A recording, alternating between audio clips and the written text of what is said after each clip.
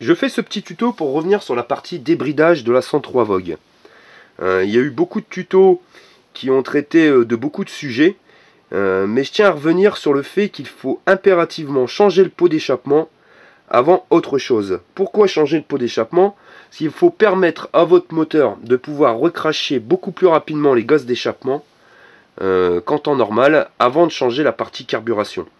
Donc soit vous passez sur ce type de pot que vous débridez, soit vous passez directement sur les pots longs, ce qui est à mon avis le meilleur résultat que vous pourrez avoir.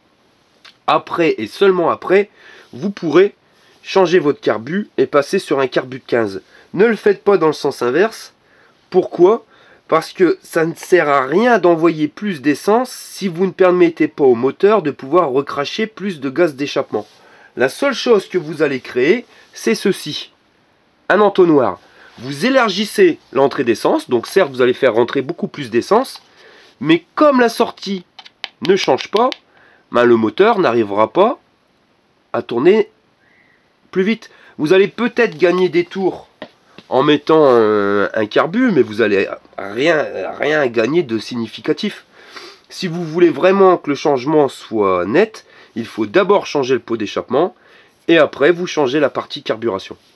Quand vous avez changé le carburateur et que vous êtes passé sur un carbu de 15 sans changer le pot d'échappement, vous allez pouvoir rencontrer le problème et vous allez remarquer le problème, c'est au niveau de la poignée de gaz.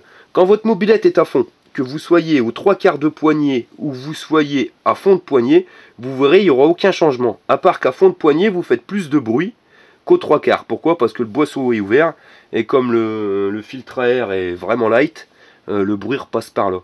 Mais vous ne changez rien. Ce qui va se passer, c'est que vous allez envoyer beaucoup plus d'essence à l'intérieur du moteur. Mais comme les gaz d'échappement s'échappent mal, le moteur, lui, ne monte pas dans les tours. Mais l'essence, elle, repart dans le pot d'échappement et va venir brûler à l'intérieur. Et votre pot d'échappement va se calaminer beaucoup plus rapidement. Donc si vous êtes parti sur ce type de carbu, mais sans avoir changé le pot d'échappement, rien ne sert d'accélérer à fond. Mettez maximum 3/4 de poignée et je vous conseille de changer rapidement votre pot d'échappement et là vous verrez les changements.